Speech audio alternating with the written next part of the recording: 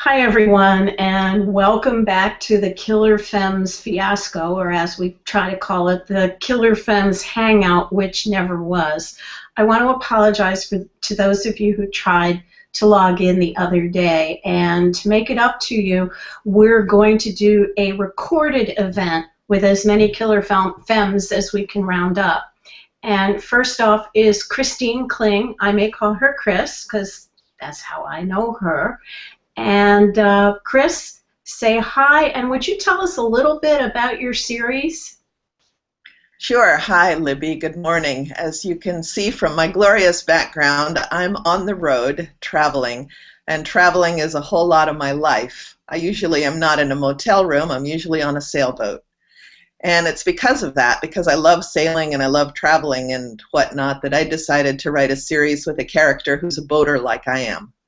So Seychelles Sullivan was born from that. But I'm a sailor. I made Seychelles a tug and salvage operator because I wanted to deal with the fact that sailors don't really encounter a lot of dead bodies, if all goes well. I get that. Yeah. So, but things don't go well for her, obviously.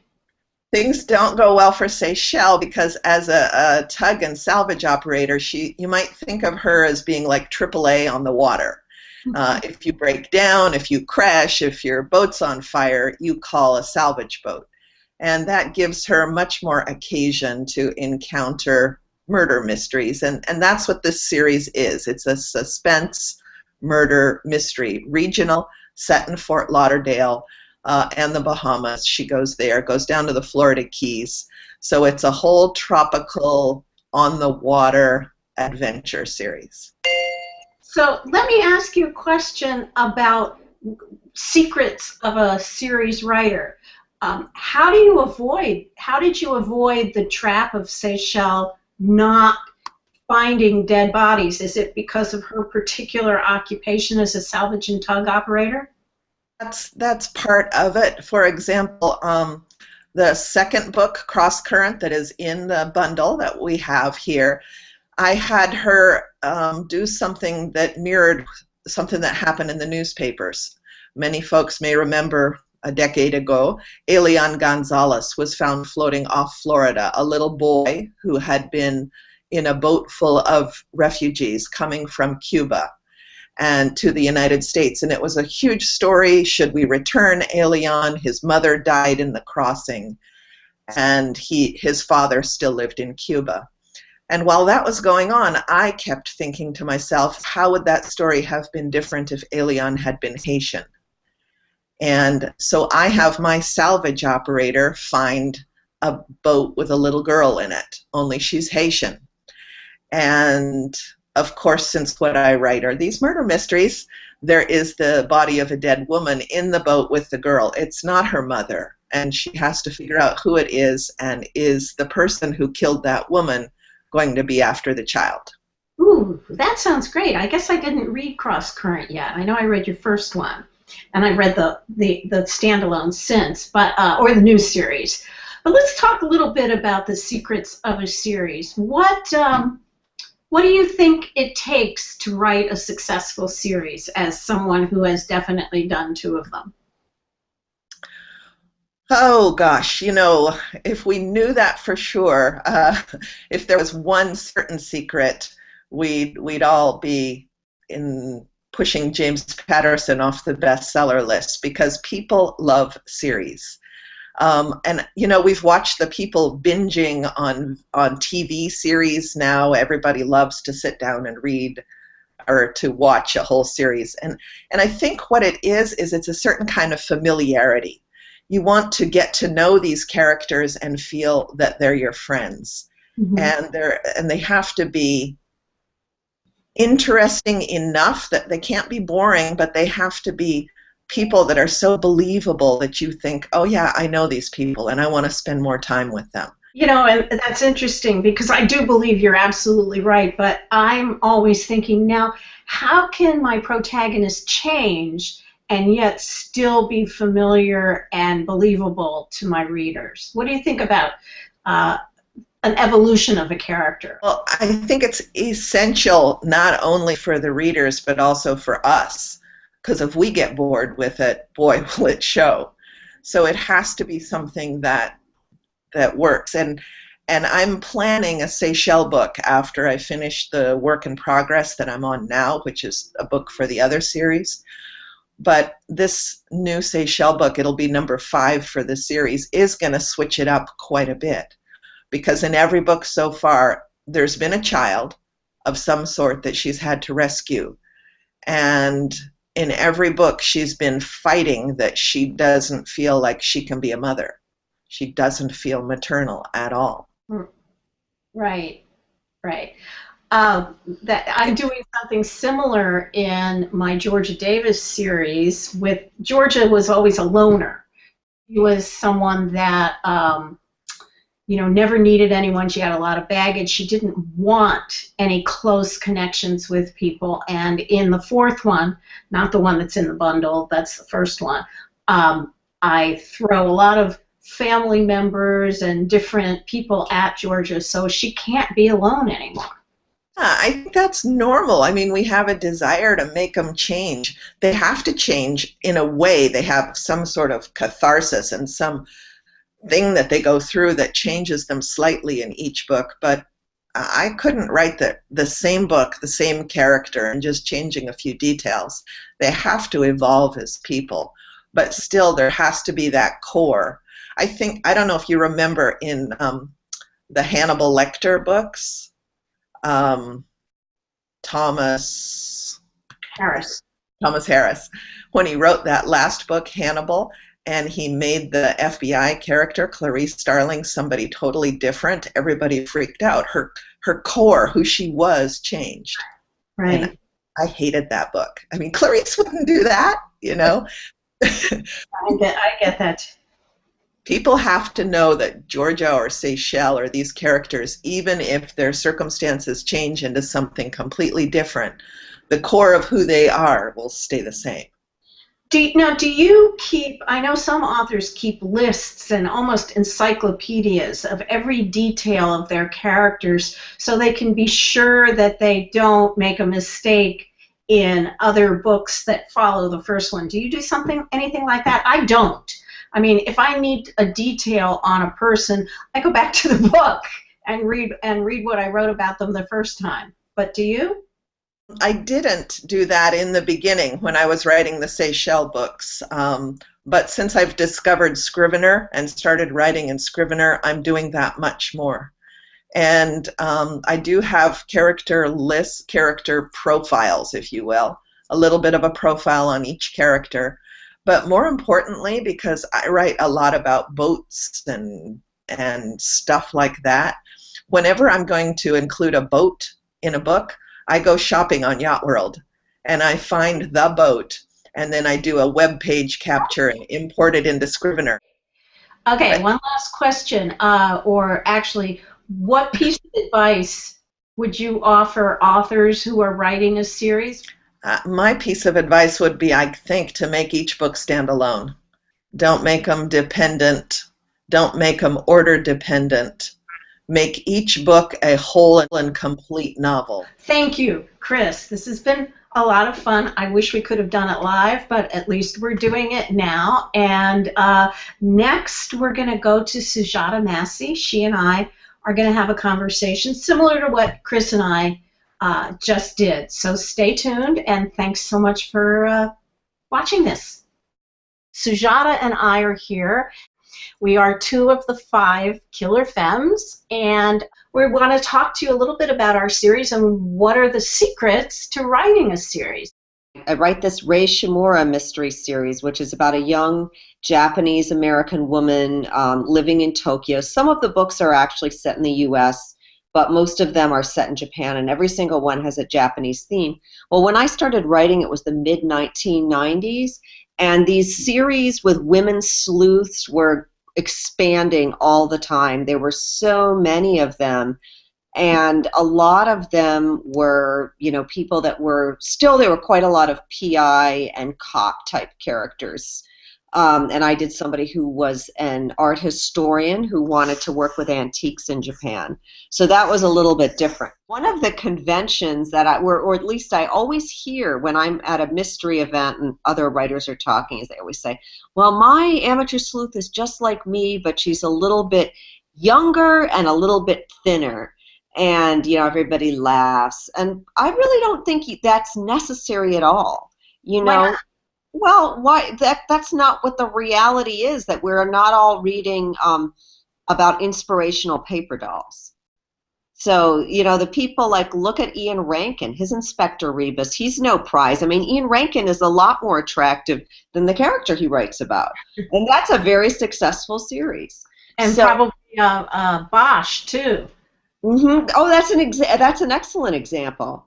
Oh, I wonder if it's a situation. Hopefully, it's not a situation where just the male characters can be unattractive or whatever, not glamorous. Agatha Raisin, remember Agatha Raisin? Yeah, and there's a British writer now. I can't remember her name. Ellie Griffiths, who writes about a female protagonist who is not a fashion plate. Christie, who was a fairly, I get the impression that she was a kind of a stylish lady. She was writing about an extremely elderly woman in a village, and people still eat up Miss Marple. Yeah. So I guess my series secret is do not be trapped into that idea about younger and thinner. I really don't think it's necessary. I like that one. I write 2 series. My first series is the Ellie Foreman series, and she's a video producer and a single mother in Chicago, and she's got a senior citizen father and a 12-year-old daughter who ages in the series. Of course, Ellie doesn't, so at some point, she and her daughter are going to be the same age. But I did start a second series with a character that appeared in the first series. Her name was Georgia Davis. She was a police officer when Ellie first came up against her, or with her. And I always knew that one day I was going to write a series with Georgia Davis. But I didn't know what. I knew it was going to be harder edged. I knew it was going to be more hard-boiled than my Ellie books, which are amateur sleuth. And Georgia is a PI, and she hung out a shingle. She conveniently got herself suspended in one of the Ellie books and hung out a shingle as a PI, which is where I picked her up in Easy Innocence, which is my contribution to the bundle. One of the things I found really interesting about it was he starts out, and you know right away that she's getting over a relationship that didn't work out, or that there was a big problem with it. Right. And that's really unusual, because a lot of what the drama in a typical series with a female sleuth is, oh, she meets the guy while she's on her adventure, and it might take them a few books to get together. They may never, it may take a while to have sex. It may take a while to get married. They may not get married. How did you plan out that you wanted to do the relationship in such an unconventional way? Well, it really, I had written, how we all have our practice novels that we write before we're published, or at least I did. I wrote 3 novels before I was published with the first Ellie book, and one of those novels was about Georgia's relationship with a detective on the police force. So I knew that I was going to bring that up. And that's my secret, by the way, of writing a series, which is open yourself to a lot of different characters, because you never know when those characters are going to come into play. They may show up in the first book. They may not show up until the 5th book. But Ellie's got a daughter. She's got a father. Georgia has her ex-boyfriend. She's got her cop mentor. And they all can come center stage, pardon me, they can all come center stage and then kind of go back into the background depending on when you need them in your series. That's a good one. Nice. Libby has some really interesting things behind her head. She has some clippings and things like that all over that. James Lieber. I wonder if that's the gym schedule I see back there on the road. You're not supposed to see that, Sujata. You're supposed to see James Lee Burke. Oh, Over there. I was on that side. Yeah, actually, I did see him, and I didn't know. I thought that was someone. I don't know who that was. He got. Do you know that James Lee Burke got something like I don't know, 300 rejections before his first book was published, and look at him now. I don't So believe. that's another. 300 rejections? Something like that. Someone got so mad at it, they stabbed the manuscript with a ballpoint pen. Mm-hmm. So anyway, yeah, I guess that would be another secret, is that if at first you don't succeed, keep on trying. And although it is possible to self-publish a book now, I think people have to remember that first book is going to be what people judge you by. Mm-hmm. And if it's not perfect, and if it's not the best writing that you can do, it may behoove you to start a new book and make it better. Well, I think there's a learning curve for everyone, and one way that you can learn the skills you need to write is to do multiple novels like that and have, say, try for, and just keep trying on different books. For me, what I did was I did have my first novel published, but there had been starts of other novels before that. I just never went all the way through with the things that weren't quite there. And the one that I did publish, I probably did upwards of 50 revisions on it. 50? Wow, that's more than me. Before it got to the publisher, and then of course I did some editing there. But I tend to write very, very long. So, as anybody can tell you who's worked with me in a professional sense. So my problem is getting rid of stuff that I really enjoy in the book that may be detracting people from the story. And that's important. I mean, there's that old saying, kill your darlings.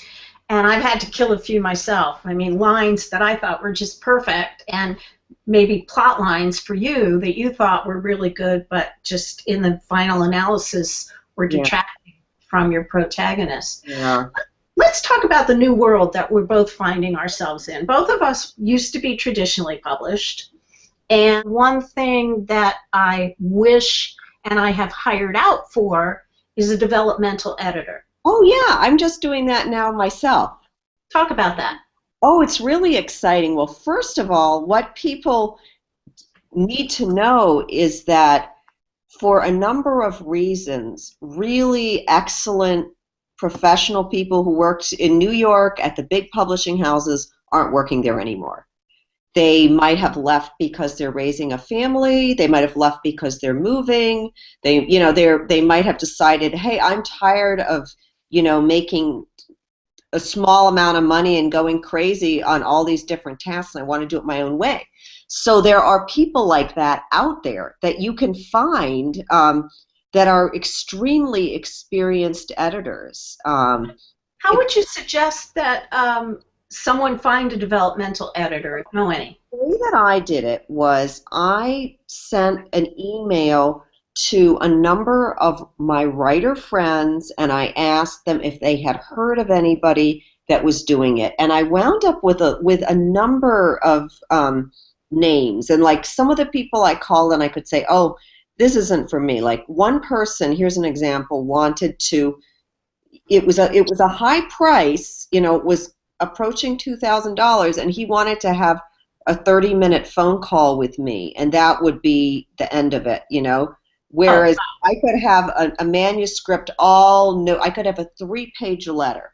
I mean, a developmental edit is like the letter that you get from the editor who has bought your book at the house. And so it's a letter which talks about the strengths, what's working in your book, but what also is detracting, and how you can enrich your book and make it better. Little things like that. And so you could expect with a developmental edit, or at least the kind that I'm looking for, I'd like to have a letter like that. I'd like to have the ability to chat with this person on the phone. And now I've got the direction from, somebody who's a seasoned professional. I'll take that advice back to my work. And if there's something I really disagree, like, for example, if she said my my main heroine should not be Japanese American, but it's something else, Eskimo, I would probably just disregard that. So we'll say that that's another secret of writing a series, is that you definitely need someone who knows the business, who knows novels, particularly the type of genre that you are writing. If you're writing a mystery, you need to know someone who knows mysteries. If you're writing romance, you need to be with an editor that knows romance. Yes. That helps just an awful lot. There are also some companies that look like they have a number of editors that specialize in different things. Like I came across a company that looked kind of intriguing, but when I found out that this particular editor was available, who I knew from HarperCollins Morrow days, I thought, wow, that seems like a natural connection. And how I said that I found it through writer friends.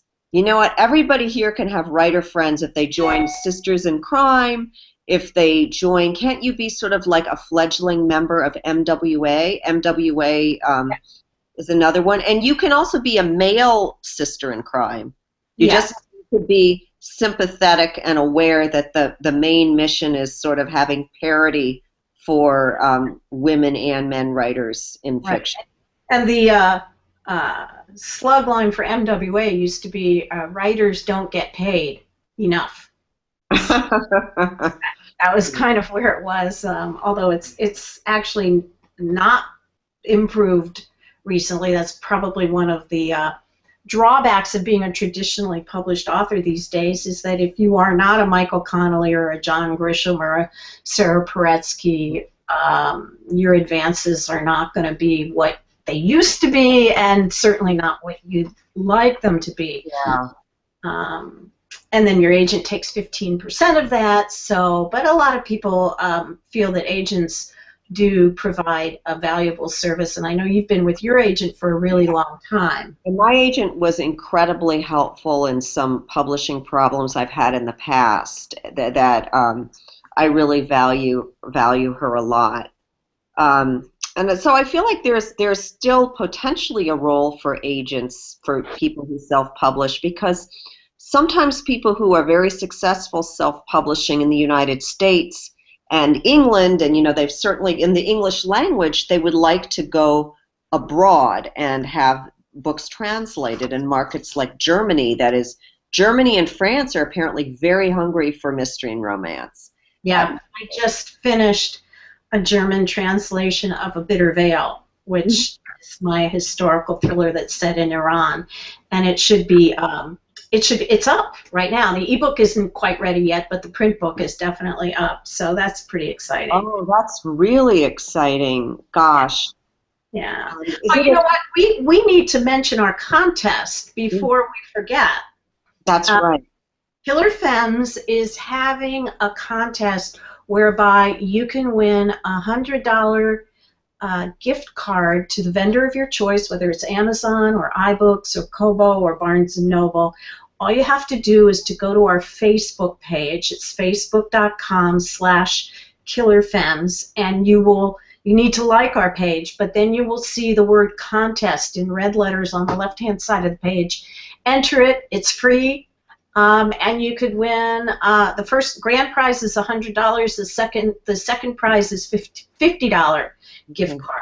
So go ahead. I want to add that I figured something out yesterday, that you can actually earn extra points and enter this contest more than once in a way, and it's completely allowed. And the way you do that is after you've signed up for the Killer Femmes email list, which is your automatic entry, you visit the Killer Femmes page again, you visit the contest again, and you click on the contest, you type in your email, and then this little menu pops up, and you can do things like tweet the contest to someone if you like to tweet. You could write a haiku. If you're really not a social media person like me, I would definitely be the person to write a haiku. And what were some of the other ways that they can get more points that do you remember? Tweet, and they can do a Facebook post about our contest and help us spread the word. I do that all the time. No, actually, I'm getting started make all these extra points. Here's one: buying the book. Oh, hello. Yeah, yes. That was. We should say that our book, the 5 novels, are only is 99 cents for the entire bundle. So it's not going to break the bank, and it's a great summer read. You have 5 for the price of not even 1. Yeah. So we recommend it highly. I know. Well, we can't. Well, don't worry. We're not going to win. We promise you guys, we're not going to win. We're going to tell the Rafflecopter people not to give it to us. Yeah. And any other things you want to say before we close? If you're writing, like Libby was saying, don't give up. It's this journey, and really, the best rewards are in the process. I think writing is the hardest thing I've ever done, but I really enjoy having written. I really enjoy when the story is done. Mm-hmm. So, yeah. Anyway. All right, folks. Well, thank you for coming to our Google Hangout for the Killer Femmes. Thank you. Yes, thank you, everyone. And we will be back in the not too distant future.